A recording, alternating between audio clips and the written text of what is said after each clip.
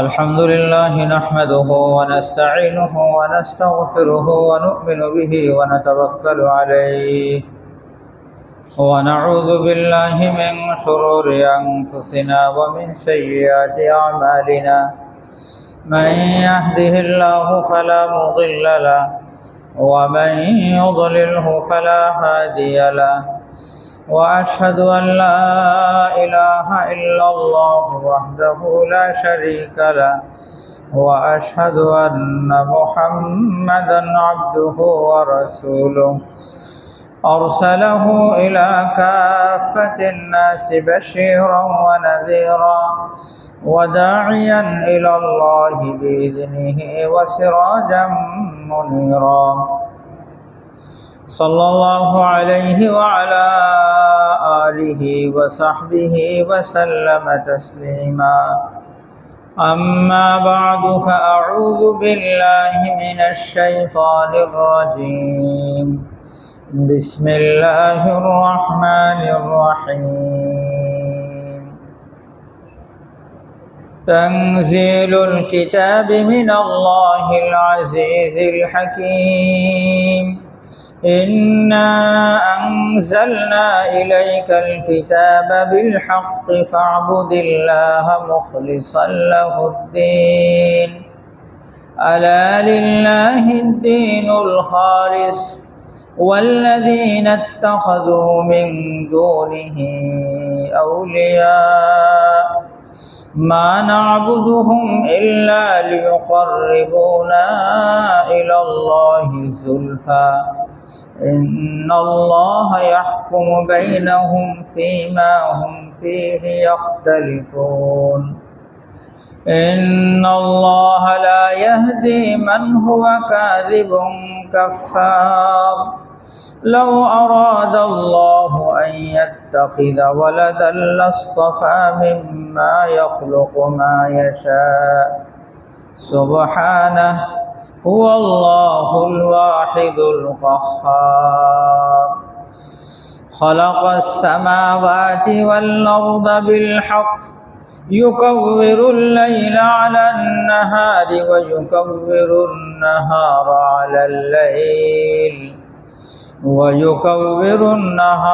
على الليل وسخر الشمس والقمر كل يجري لأجل مسمى ألا هو العزيز الغفار صدق الله العظيم محترم উপস্থিতি ধারাবাহিক তাফসীরের পর্যায়ে আজকে আমরা সূরাতুজ জুমার শুরু করলাম। সূরাতুজ জুমার পবিত্র কোরআনুল কারীমের 39 নম্বর সূরা।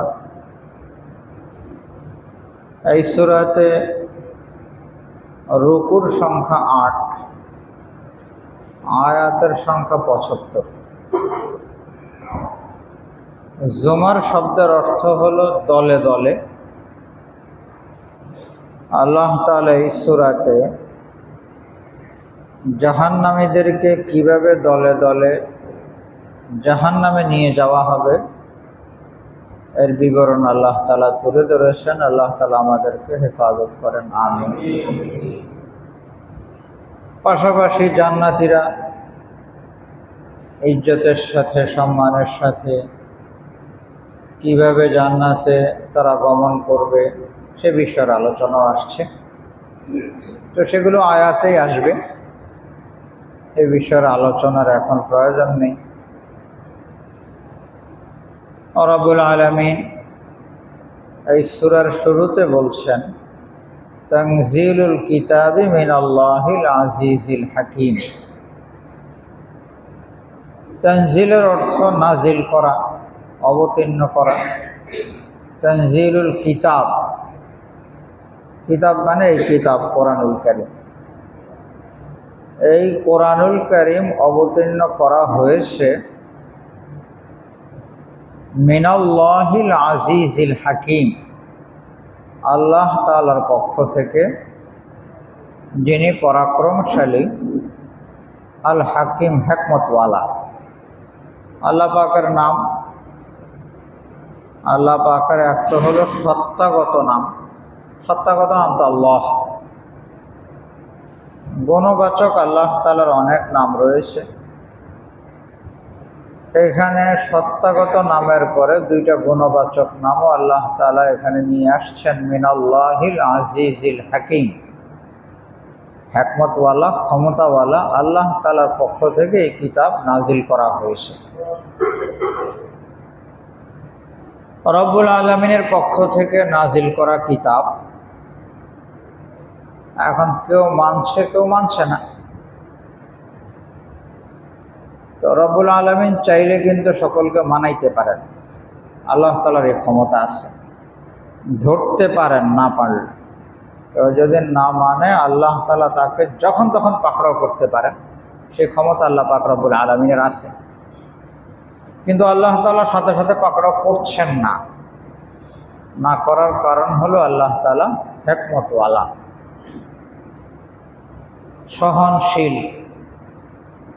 রব্বুল আলামিন চান যারা মানছে না এই কিতাবকে, তাদেরকে সুযোগ দেই, দেখি না তারা ফিরে আসে কিনা, কুফর শিরিক থেকে তারা মুক্ত হয়ে তারা তৌহিদে আসে কিনা, কোরআনুল কারীমের প্রতি বিশ্বাস আর ঈমান স্থাপন করে কিনা। তো এই জন্য আল্লাহ তাআলা বলেন তানজিলুল কিতাব, যে কিতাব তো নাজিল করা হয়েছে মিনাল্লাহিল আজিজিল হাকিম, আল্লাহ তাআলার পক্ষ থেকে, যিনি ক্ষমতাওয়ালা, হিকমতওয়ালা। এরপরে আল্লাহ তাআলা বলেন দ্বিতীয় আয়াতে, ইন্না আনজালনা ইলাইকাল কিতাব, আমি তো নাজিল করেছি এই কিতাব, ইলাইকা, আপনার নিকটে। আর রাসূল আকরাম সাল্লাল্লাহু আলাইহি সাল্লামকে সম্বোধন করে আল্লাহ তাআলা বলছেন যে আমি এই কিতাব নাজিল করেছি আপনার নিকটে, বিল হাক্কি, যথাযথ। অতএব ফাবুদিল্লাহ মুখলিসাল লাহুদ্দিন, আপনি আল্লাহর ইবাদত করেন, একমাত্র আল্লাহ তাআলার ইবাদত করেন, মুখলিসাল লাহুদ্দিন, আনুগত্যকে খালেস করে, নির্ভেজাল আনুগত্য। আল্লাহ তাআলার ইবাদতের ফরমাবরদারিটা যেন নির্ভেজাল হয়, ইখলাসের সাথে যেন হয়। এই আয়াতের মধ্যে রাসূল আকরাম সাল্লাল্লাহু আলাইহি সাল্লামের ওয়াসতায়, নবীজির মাধ্যমে আমাদেরকে দুইটা নির্দেশনা আল্লাহ তাআলা দিয়েছেন। প্রথম তো হলো ইবাদত করেন আল্লাহ, ইবাদত শুধু আল্লাহ তাআলার হবে, অন্য কারো কি হবে না, ইবাদত চলবে না। যেই হোক না, যেই হোক না কেন, মূর্তি হোক আর দেবদেবী হোক, বাহ্যিক দৃষ্টিতে ক্ষমতাওয়ালা হোক আর না হোক, কোনো অবস্থাতে আল্লাহ ছাড়া আর কারো ইবাদত চলবে না। ফাবুদিল্লাহ, আপনি আল্লাহর ইবাদত করেন। ইবাদত কাকে বলে? ইবাদত চূড়ান্ত বিনয় প্রকাশ। সবচেয়ে বড় ইবাদত তো নামাজের ইবাদত না? নামাজের ইবাদতের মধ্যে চূড়ান্ত পর্যায়ের বিনয় প্রকাশ করতে হয়।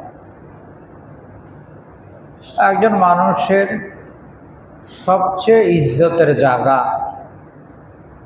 সবচেয়ে ইজ্জত আর সম্মানের স্থান হলো মানুষের কপাল। উঁচু এবং ইজ্জত আর সম্মানের পাত্র কপাল। সে কপাল চলে যাবে পায়ের লেভেলে। সবচেয়ে সম্মানী জায়গা কোথায় চলে গেল?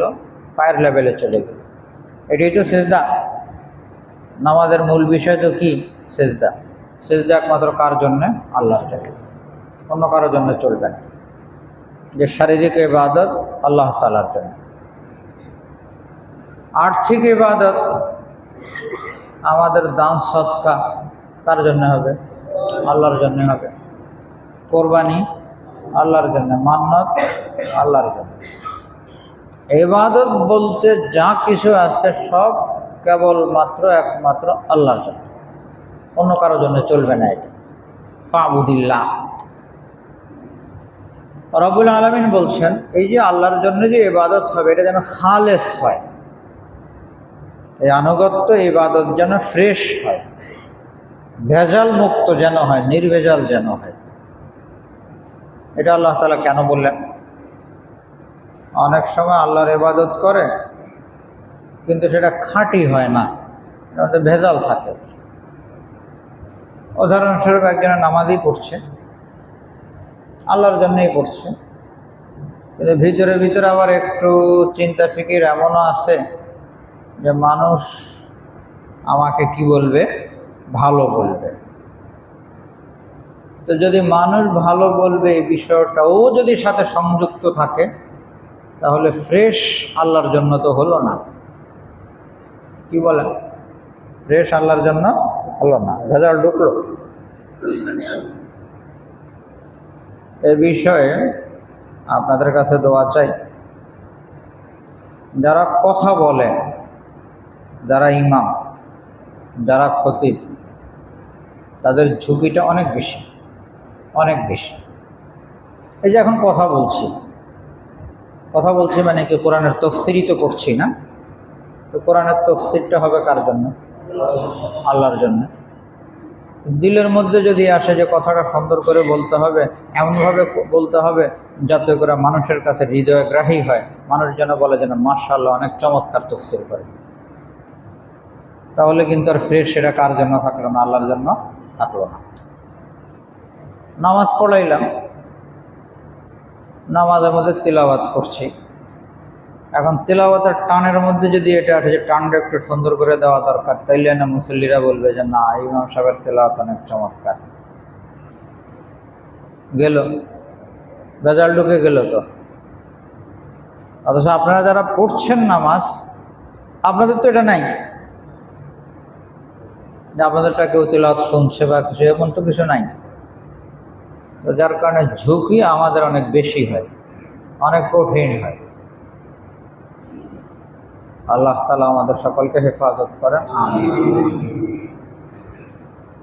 একজন মানুষ দান সদকা করছে, এখন দান সদকা তো হবে কার জন্য? আল্লাহর জন্য। এখন সদকা করার সময় যদি দিলের মধ্যে এটা আসে যে একটা ফেসবুক লাইভও হওয়া দরকার, যাতে দেশের মানুষ দেখে যে আমি কি ভালো দান সদকা করি, তো আসলে তো রেজাল্ট। সুন্দর মসজিদ করছে, এমন মসজিদ করুন যাতে করে সকলের মুখে মুখে থাকে না। মসজিদ তো মুখে মুখে থাকার জন্য করবেন না, মসজিদ তো করবেন আল্লাহর জন্য। এই যে রেজাল্ট ঢুকলো, জাকাত দিবেন আল্লাহকে রাজি আর খুশি করার জন্য, কিন্তু জাকাতের মধ্যে যদি ফরসু অন্য চিন্তা ভাবনা যদি থাকে। এক সাহাবী রাসূল আকরাম সাল্লাল্লাহু আলাইহি সাল্লামকে এসে জিজ্ঞাসা করলেন, ইয়া রাসূলুল্লাহ, আত্মীয় স্বজন গরিবদেরকে দান সদকা করি, আল্লাহর জন্যই করি, কিন্তু কিছু মাঝে মধ্যে এরকম নিয়ত থাকে এরাও যেন প্রশংসা করে, এরাও যেন আমার কি করে, প্রশংসা করে, এটা কি চলবে? নবীজি সাল্লাল্লাহু আলাইহি সাল্লাম বলেন, না, আল্লাহ তাআলা একেবারে ফ্রেশ চায়, ভেজালওয়ালা কোনো জিনিস আল্লাহ তাআলা কি করে না, পছন্দ করে না।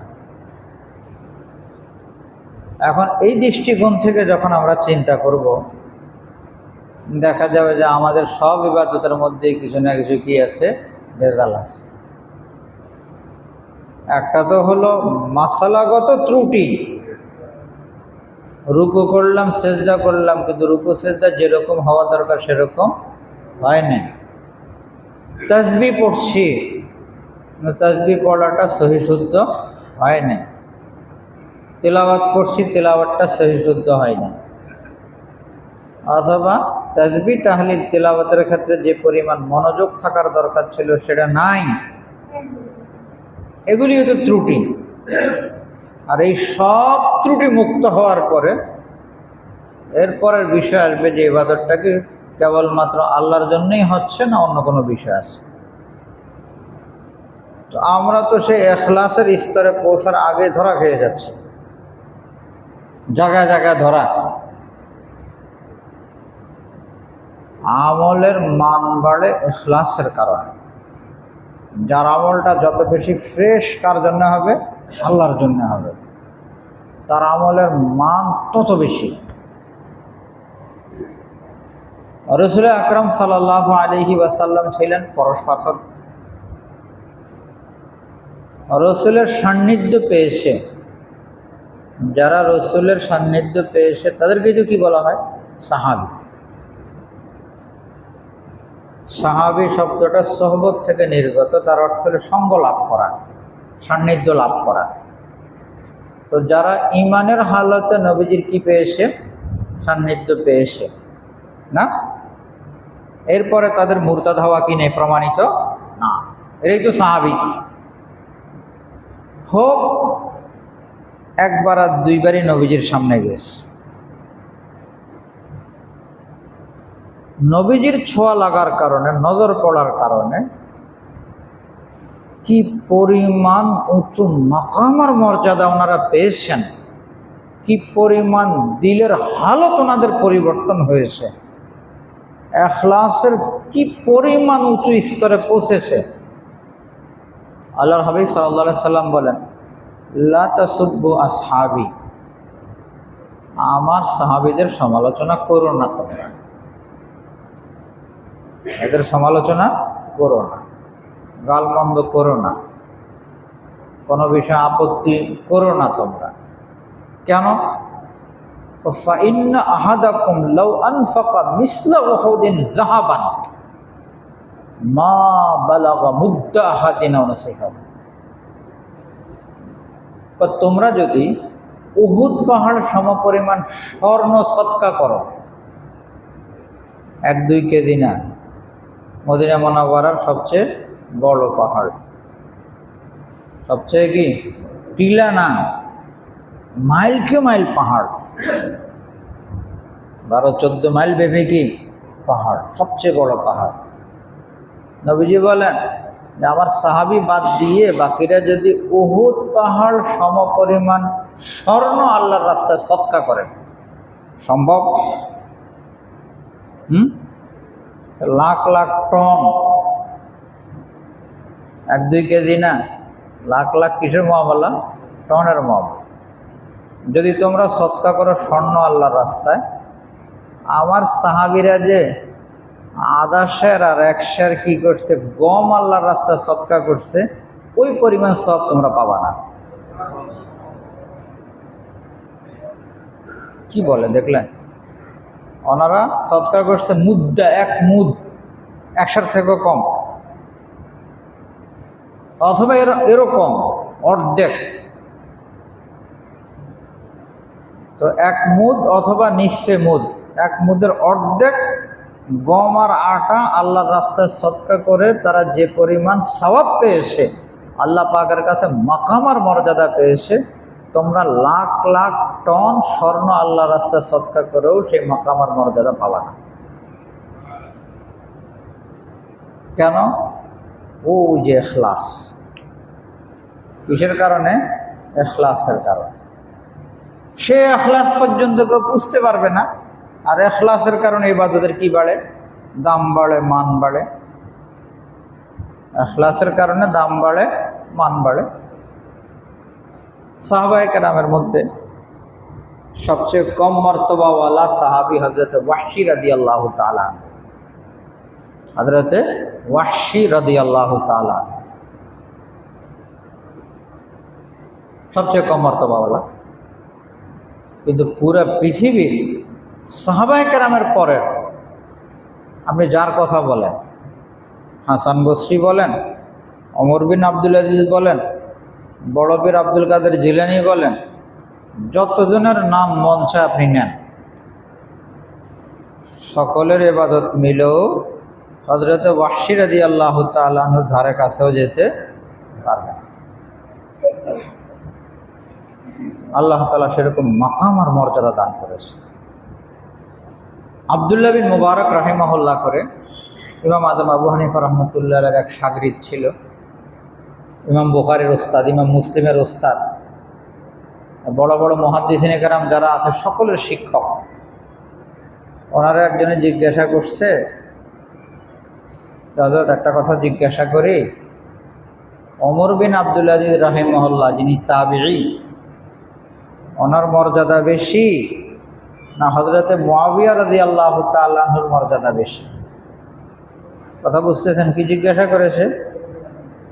ওমর বিন আব্দুল আজিজ, যার ব্যাপারে কারো কোনো আপত্তি নেই, কেউ কোনো কথা বলে না, এরকম স্বীকৃত মানুষ, ওনার মর্যাদা বেশি না মুআবিয়া রাদিয়াল্লাহু তাআলা আনহুর মর্যাদা বেশি?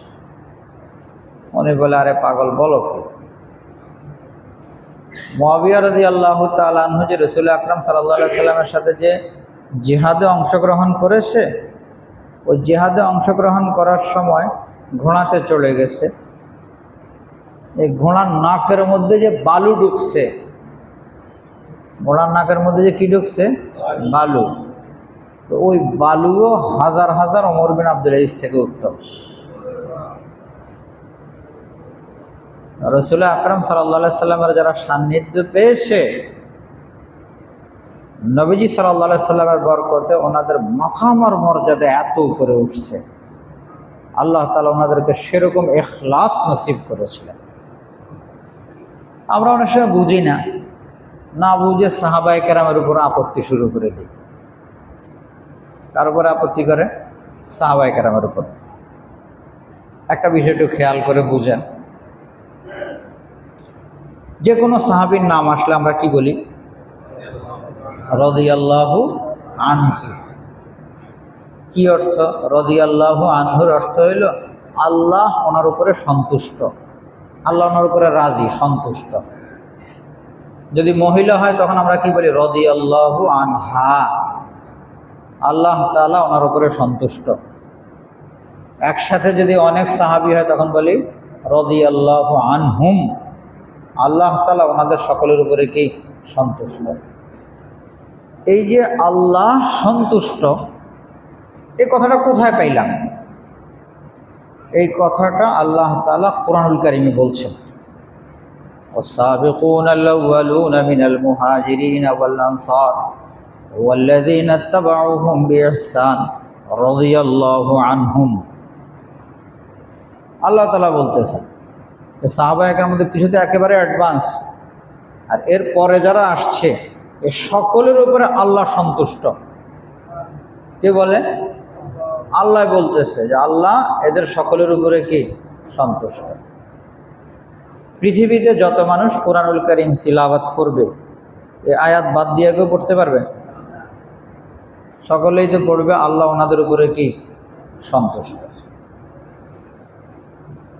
আপনি আর আমি, দুনিয়াতে যত ভালো মানুষ আসছে সকলেই তো সাহাবীর নাম নিলে সাথে কি বলে? রাদিয়াল্লাহু আনহু, আল্লাহ ওনার উপরে কি? সন্তুষ্ট, বলে না?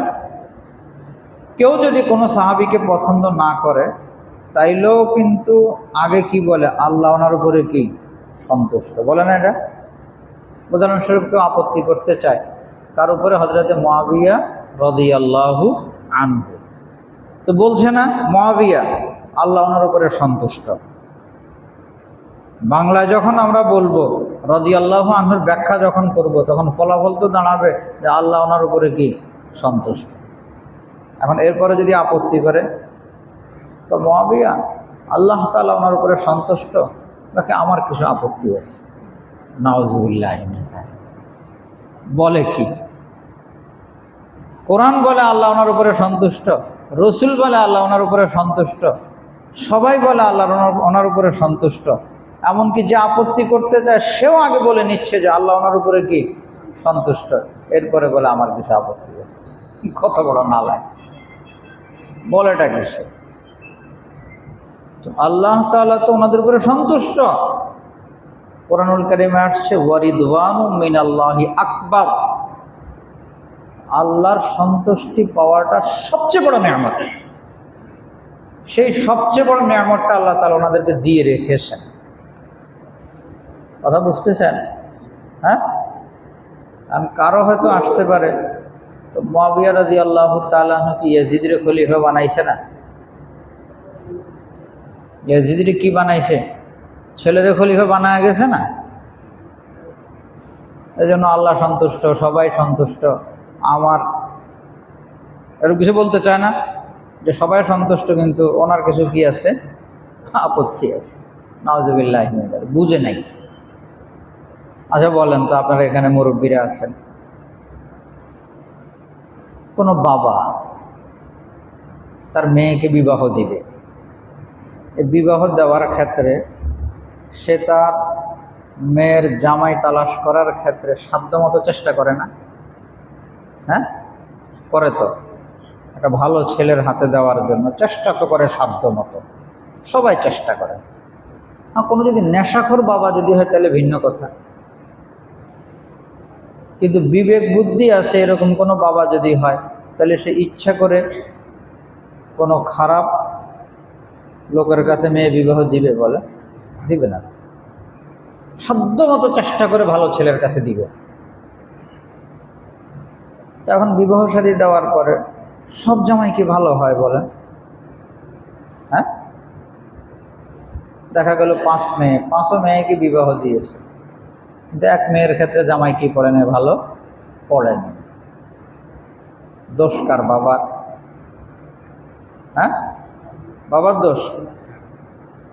বাবার তো দোষ। হযরত মুআবিয়া রাদিয়াল্লাহু তাআলা আনহু যখন ইয়াজিদকে খলিফা বানিয়েছেন, তখন তার মধ্যে এমন কোনো দোষ ছিল না যেই দোষের কারণে ইয়াজিদকে খলিফা বানানো যায় না। কথা বুঝতেছেন? ওই সময় কোনো সমস্যা ছিল না।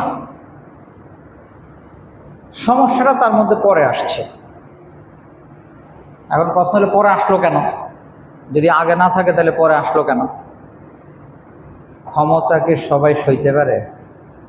হ্যাঁ, একজনের হাতে ক্ষমতা আসছে, ধরেন আগে মেম্বারশিপ ছিল না, নতুন করে মেম্বার হয়েছে, আগে কথার যে আন্দাজ থাকবে এখনো কি সেরকমই থাকবে না বেশ কম হবে? হ্যাঁ, বেশ কম হয়ে যায়। আগে সুন্দর মতো মুসল্লি আইসা নামাজ পড়ে চলে যায়, এখন মসজিদ কমিটির সদস্য হয়েছে, এখন মসজিদে বসে বসে চিল্লাচিল্লি শুরু করছে। আগে তো এটা করে নাই, এখন কেন করছে? হ্যাঁ, আগে তো এরকম কিছু করে নাই, এখন চেয়ারম্যান হয়েছে, উদাহরণস্বরূপ এমপি হয়েছে, এখন কথাবার্তার ব্যালেন্স এদিক সেদিক হয়ে যায়। পার্থক্যটা কেন হচ্ছে?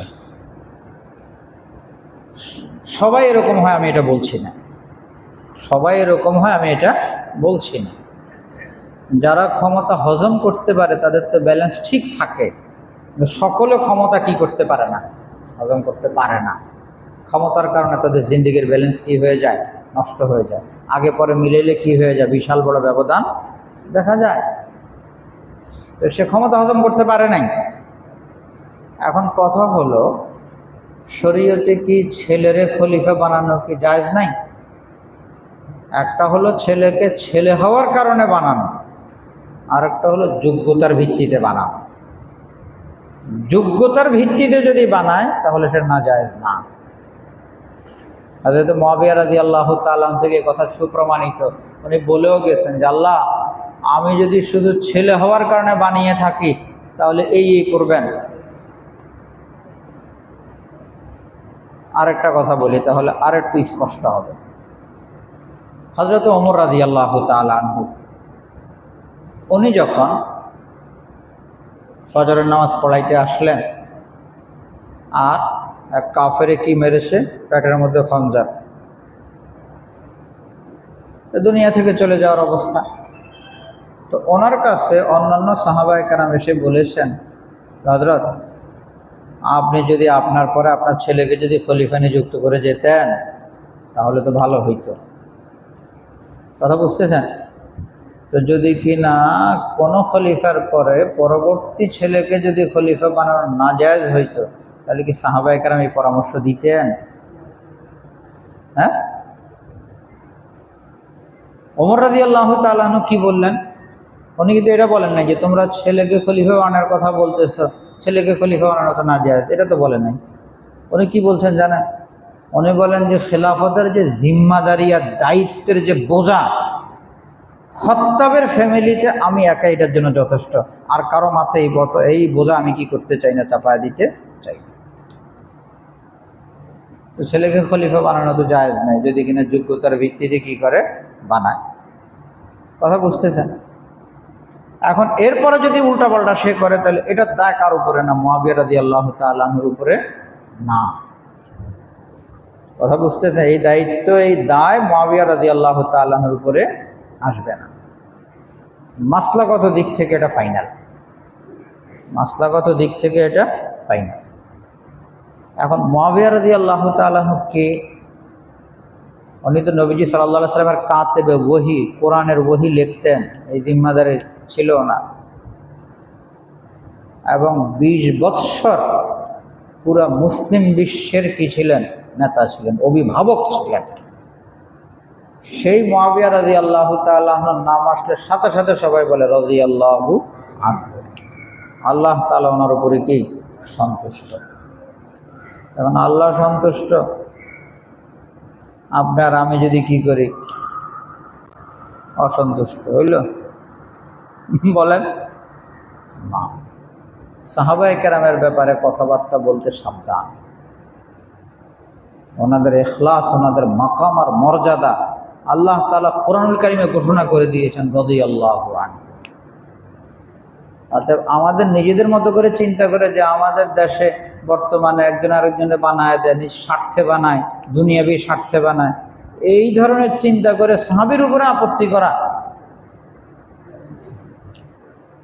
নিজের ঈমান নষ্ট করা। নিজের ঈমান কি করা? নষ্ট করা। কার ব্যাপারে আপত্তি করছে? নবীজি সাল্লাল্লাহু আলাইহি ওয়াসাল্লাম হাতে গড়া শাগরিদ। এখানে আপত্তি করার অর্থ তো নবীজির উপর আপত্তি করা। আপনি কি বানায় গেলেন? আপনার ইন্তেকালের কিছুদিন না যাইতেই সমস্যা করা শুরু করে দিল। চিন্তা করছেন এগুলো? এখন কথা হইল, আচ্ছা আরেকটু বলি, যখন এই বিষয় আসলে, সাহাবায়ে কেরাম আমাদের জন্য নমুনা। আমাদের জন্য কি নমুনা? নমুনা মানে একটা তো হলো কথা বলে নমুনা পেশ করা, আর একটা হলো আমলি নমুনা। আর একটা কি নমুনা? আমলি নমুনা। নবীজি নামাজ পড়ছেন, তো বলছেন যে আমি যেরকম নামাজ পড়ি তোমরা সেরকম নামাজ পড়ো। এটা আমলি নমুনা পেশ করা হচ্ছে না? হজ ফরজ, যার উপরে হজ ফরজ তিনি হজ করেছেন, পরবর্তীতে যাদের উপরে হজ ফরজ হবে তাদের জন্য ওনারা আমলি নমুনা। কিছু সাহাবী আবার এমনও আছে যাদের উপরে কি হয়নি, হজ ফরজ হয়নি, ওনারা হজ করেননি। কি বলেন? এখন এই যে বর্তমানে যাদের উপরে হজ ফরজ না, তাদের জন্য আমলি নমুনা হইলেন ওই সমস্ত সাহাবায়ে কেরাম যাদের উপরে হজ কি হয়নি, ফরজ হয়নি। কি বলে? মা বোনরা, মা বোনদের এই যে মাসিক টাসিকের বিভিন্ন মাসলা মাসাইল আছে না, তো এগুলির ক্ষেত্রে নমুনা কারা?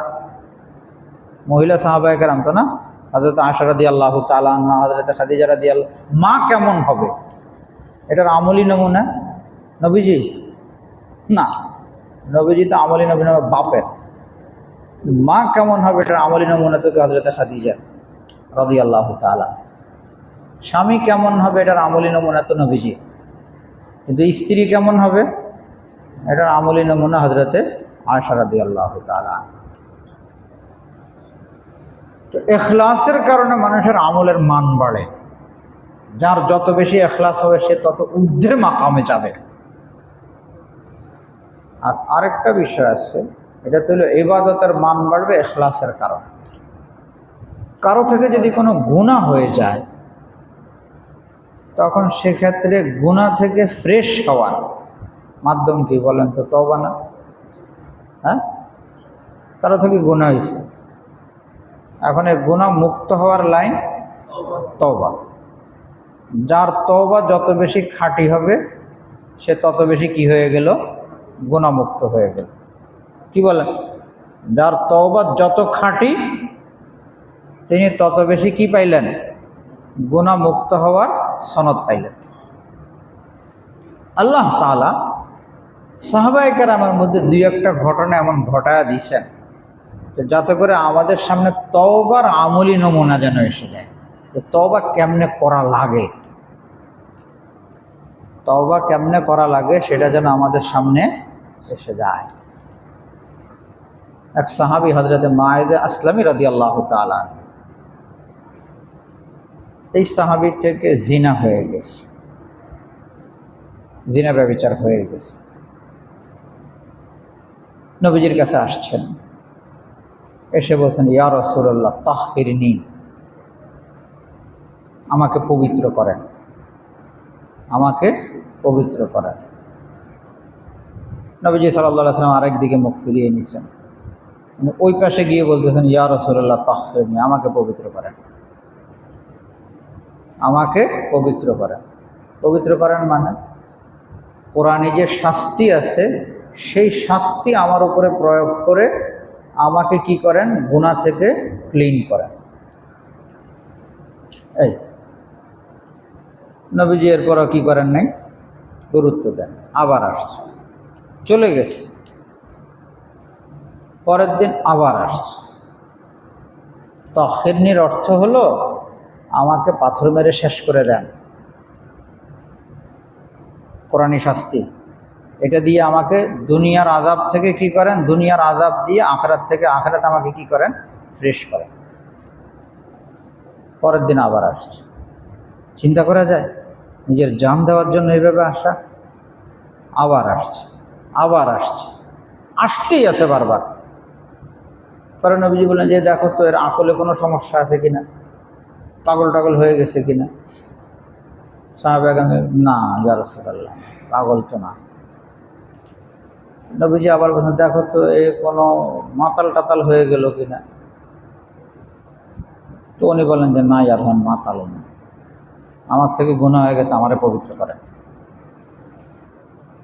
এইভাবে বারবার এসে অবশেষে নিজের উপরে সেই শাস্তি কি করেছেন, প্রয়োগ করাইছেন। চিন্তা করা যায় কি পরিমাণ মানুষের মধ্যে আখিরাতে ফ্রেশ হওয়ার জজবা থাকলে এভাবে নিজের জান কোরবান করতে পারে। আল্লাহু আকবার। পরে অবশেষে নবীজি কি করেছেন, এই শাস্তি প্রয়োগ করছেন ওনার উপরে,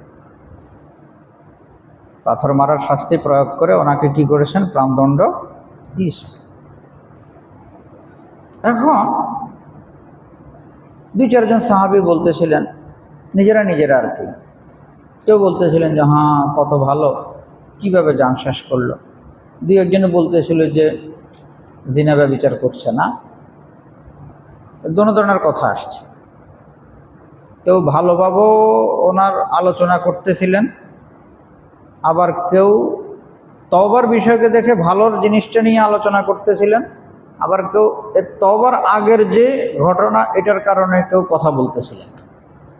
নবীজির কানে আসছে, নবীজির কি আসছে, কথা কানে আসছে। নবীজি সাহাবায়ে কেরামকে, আচ্ছা এই যে যারা কথা বলছে এরা কারা? আমাদের মতো মানুষ কেউ, ওরা তো সাহাবায়ে কেরাম, এবং এমন সাহাবায়ে কেরাম যারা মাকাম আর মর্যাদার দিক থেকে হযরতে মায়েদে আসলামী থেকেও কি উপরে। তো ওনাদের থেকে যে ধরনের কোনো ঘটনা ঘটে নাই, এর চেয়ে একটু হাই পাওয়ার না?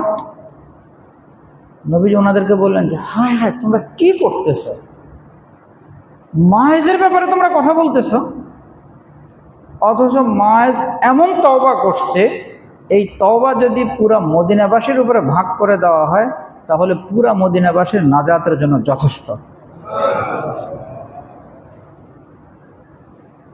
কি পরিমাণ তওবা ওনার।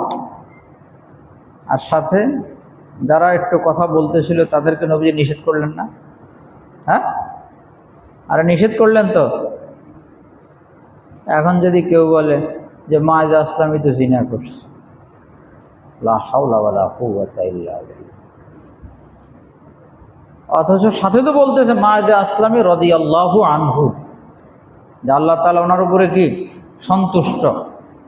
আল্লাহ তাআলা ওনার উপরে সন্তুষ্ট এই কথা বলার পরে যদি আবার আপত্তির বিষয় যদি বলে, তো নবীজি না সাহাবায়ে কেরামকে সতর্ক করে বলছে ওনার ব্যাপারে কোনো কথা বলবা না কেউ।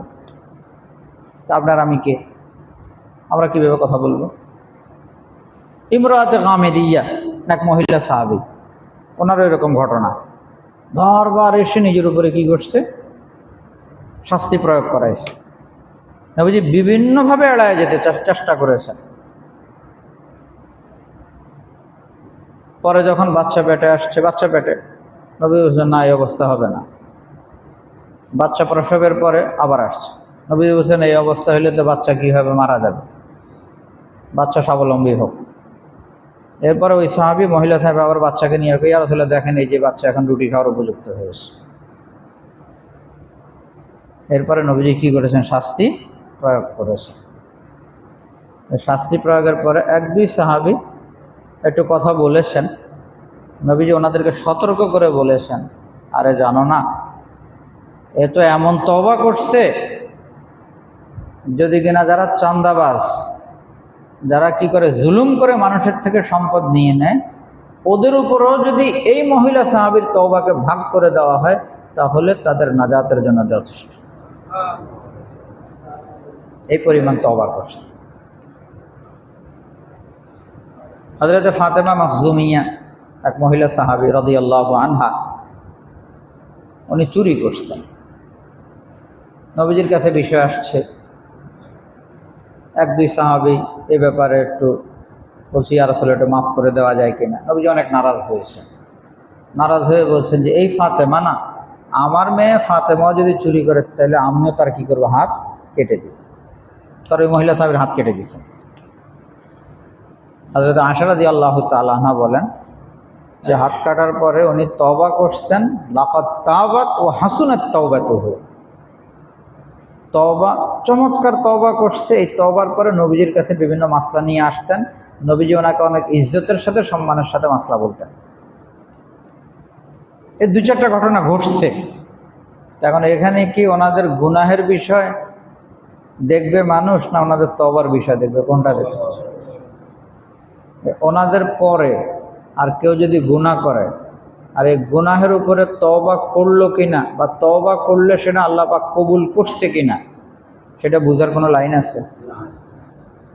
কিন্তু ওই সাহাবী তওবা করছে, এর তওবা কি ওলা, গ্যারান্টিওয়ালা তওবা, নবীজির গ্যারান্টিওয়ালা তওবা। আচ্ছা বলেন তো, নবীজির গ্যারান্টিওয়ালা তওবা যদি কারো থাকে তাহলে সে গুনাহ করলে সমস্যাটা কি বলেন তো?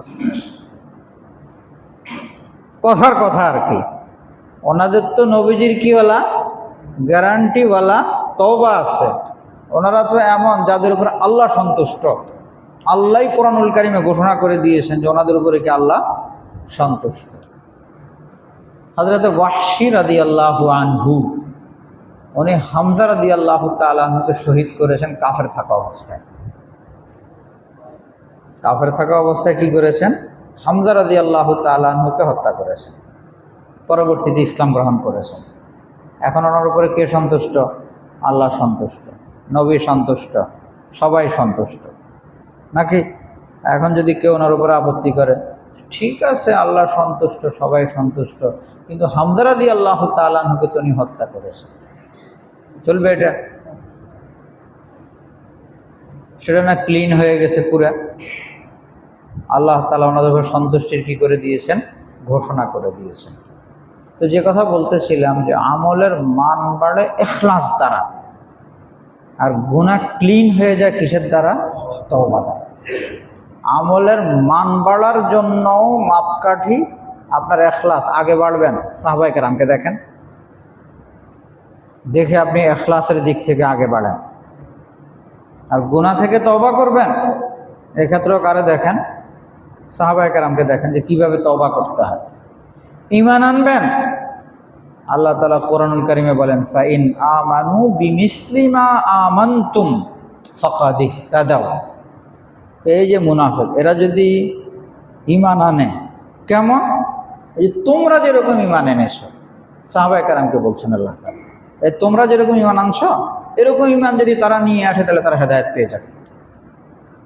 তো তার মানে ঈমান লাগবে কার মতো? সাহাবায়ে কেরামের মতো। তওবা লাগবে কার মতো? সাহাবায়ে কেরাম। ইখলাস কীরকম চাই?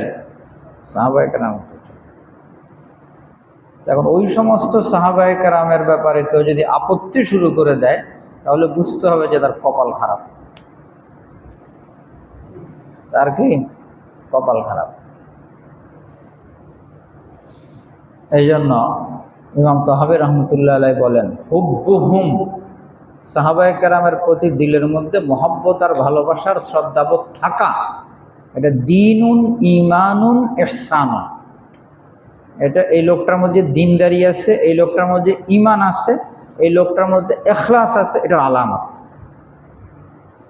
আর বুগযুহুম, কোন সাহাবীর প্রতি আপত্তি থাকা, ভিন্ন মত থাকা, এটা কুফরুন ওয়া নিফাকুন ওয়া তুগয়ান। তার ভিতরের মধ্যে যে কুফরি মনোভাব আছে, নেফাকি মনোভাব আছে, আর আল্লাহ তাআলার অবাধ্যচরণের মনোভাব আছে, সেটার আলাদা। আমরা এই যে জুমার দিন বলি আল্লাহ আল্লাহ ফি আসহাবি, নবীজি বলেন তোমরা আমার সাহাবায়ে কেরামের ব্যাপারে আল্লাহর ভয় করো।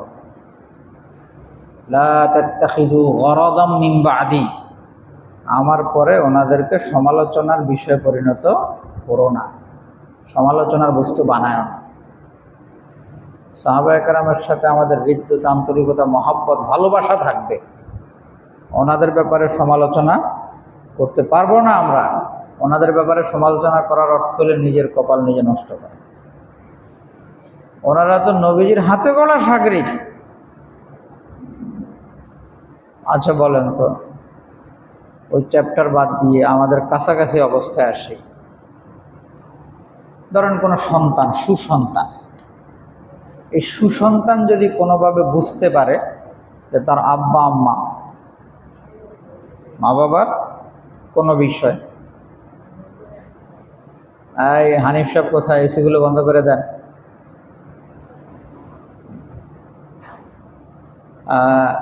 অনেক সময় এরকম হয় না যে মা বাবার কোনো মা, উদাহরণস্বরূপ মা বাবার বিয়ে শাদী হয়েছে কিসের মাধ্যমে? রিলেশনশিপ ছিল, মহব্বতের প্রেম ছিল না। এখন সন্তান জানতে পারছে, এখন সুসন্তানের কি কাজ?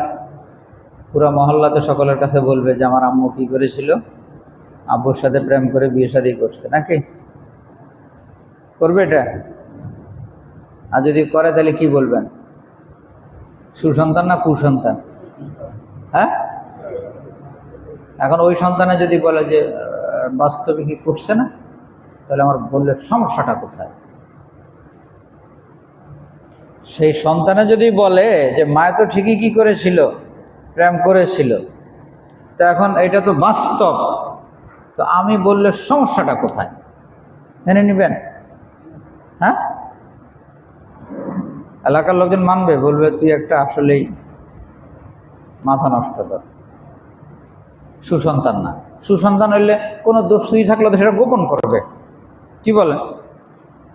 আর মায়ে কি বলবে, বাপে কি বলবে?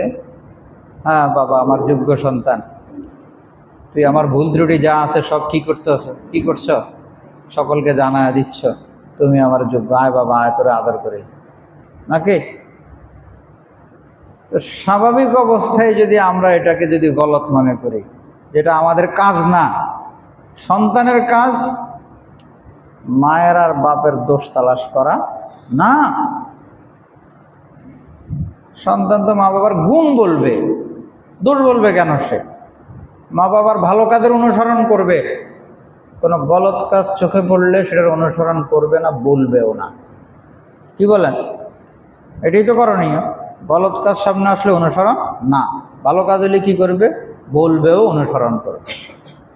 সাহাবায়ে কেরামের যদি কোনো ভুল কাজ পরে ওনারা তওবা করছেন, তো এই আগের যে কাজটা সেটা কি সে বলবে? সেটা বলবে কেন? সে তো তওবারটা বলবে, ভালো কাজের কি করবে? সে অনুসরণ করবে। এখন সেটা না করে যদি ওনাদের আগের ভুল, যেটার উপর ওনারা তওবা করছেন, ইসলামের আগে যেটা করছেন, সেটা নিয়ে যদি ঘাটাঘাটি শুরু করে, তাহলে বুঝতে হবে এটা নবীজির সুম্মত না, সে কিনা সুম্মতের কাতারে পড়ে না, কুম্মতের কাতারে চলে যাচ্ছে। আল্লাহ তাআলা আমাদের সকলকে বুঝ দান করে না। তো রব্বুল আলামিন এখানে বলছেন ফাবুদিল্লাহ মুখলিসাল লাহুদ্দিন, আল্লাহর ইবাদত করো ইখলাসের সাথে। আলা লিল্লাহিদ দীনুল খালিস, নির্ভেজাল আনুগত্য, খালেস আনুগত্য তো একমাত্র আল্লাহর জন্য। ওয়াল্লাযীনা ইত্তাখাযু মিন দুনিহি আউলিয়া, যারা আল্লাহ ছাড়া অন্য কাউকে অভিভাবক মনে করে, ইবাদতের উপযুক্ত মনে করে, তারা কি বলে? মা না'বুদুহুম ইল্লা লিয়ুকাররিবুনা ইলাল্লাহি যুলফা। মক্কার কিছু কাফের মুশরিকরা এরকম ছিল, তারা ফেরেশতাদের মূর্তি বানায়া ওই মূর্তির ইবাদত করত। ফেরেশতাদের কি বানায়? মূর্তি বানায়। এখন ফেরেশতারা তো দেখেই নেই, মূর্তি কি দেখার পরে বানানো না কাল্পনিক? হ্যাঁ, মূর্তি তো কাল্পনিক। এখনো তো হিন্দুদের বিভিন্ন দেবদেবী কাল্পনিক না? ওই যে এক মূর্তির হাত অনেকগুলো, হাত অনেকগুলো না, তো এটা কি কাল্পনিক না? তোরা এরকম কাল্পনিক মূর্তি বানাইস। এখন কাল্পনিক মূর্তি বানায় সেটার ইবাদত করে। আরে ভাই, এটার ইবাদত করো কেন? ওইটার ইবাদত করি। ফেরেশতারা না আল্লাহ তাআলার নৈকট্যশীল, এরা আল্লাহর কাছে বলবে, আমাদের ব্যাপারে কি করবে? সুপারিশ করবে। বিষয়টা কি চিন্তা করছে? ধরেন এলাকার একটা পাতি নেতা, ছোটোখাটো নেতা না, এখন এই পাতি নেতারে খুশি করার জন্য কি করলো? ওই পাতি নেতার একটা মূর্তি বানাইছে, ভাস্কর্য বানাইছে। আমাদের দেশে তো বর্তমানে ভাস্কর্য বানায় না, ওই ছোটোখাটো নেতার নামে ব্যানার করে, এই করে সেই করে, কত কিছু করে না?